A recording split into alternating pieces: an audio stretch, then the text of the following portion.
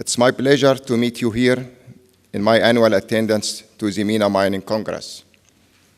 This year, I come loaded with great hopes for the future as a million of Egyptians, Arabs, and even the whole world are having. I have carefully revised your unique platform of debate and discussion of the issue facing the resources sector in your previous conventions.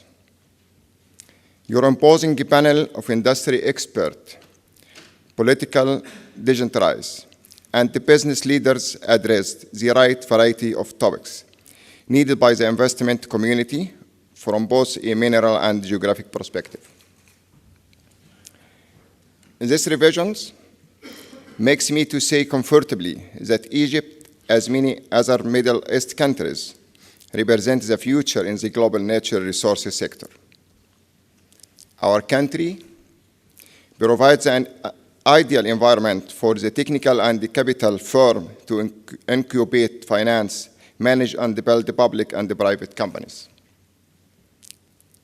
This, of course, is supported by the unique geological setting of the country, as well as the restructured mining laws to attract the foreign investment to our mining industry.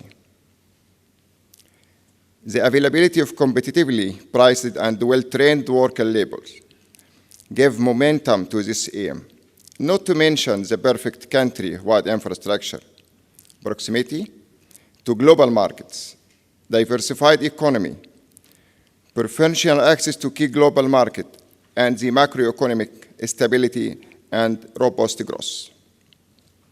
In 2010, the World Bank had named Egypt being among the top 10 countries as a reformist investment climate for the third consecutive year. Egypt was the first country in the region to sign the OECD Declaration on the International Investment and the Multinational Enterprise. Despite the global economic crisis, the foreign direct investment increased to $8.7 billion in 2010.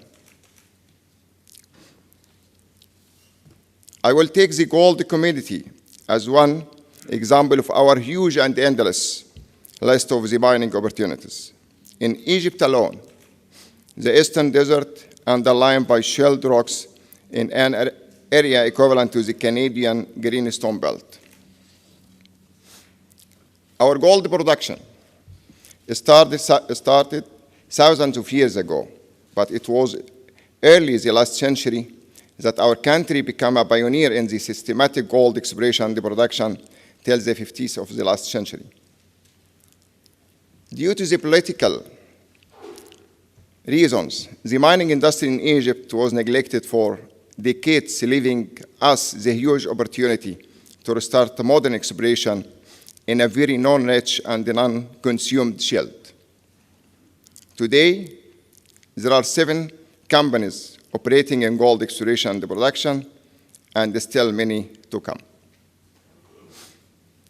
In many occasions, I have received questions on Egypt Gold Code, the bidding process, production sharing or profit sharing model, and the reality terms, which seems to represent some sort of a challenge to the capital markets. The competitive bidding process gives a successful bidder the strongest legal position ever with a full license to a property with a minimum period of 30 years. Upon its option, the company can renew the license for another 30 years more. Egypt provides a unique license to companies where a company actually negotiates and shares the issuing the wording of the very specific law only for these companies. This law supersedes any other law in the country and imposes zero taxation, zero customers, as well as many other advantages.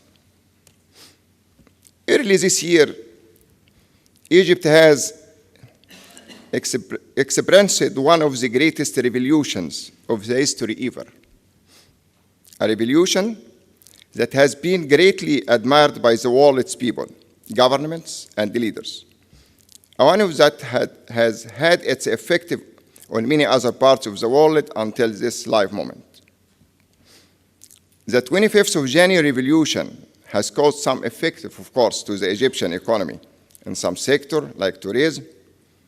However, analysts and the social workers believe this effect are the result of temporary shock to the system, but that is a potential long-term economic benefits of political change will far outweigh recent short-term losses. Shortly, after the revolution, people has received the huge amounts of foreign direct investment from the neighboring countries, a thing that our mining industry would love to share.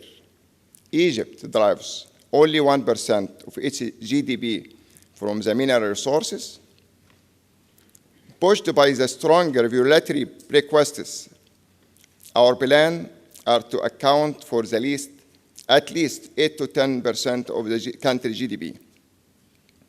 This example will help you to understand how serious we are in trying to attract technical and capital firms to the mining sector in Egypt.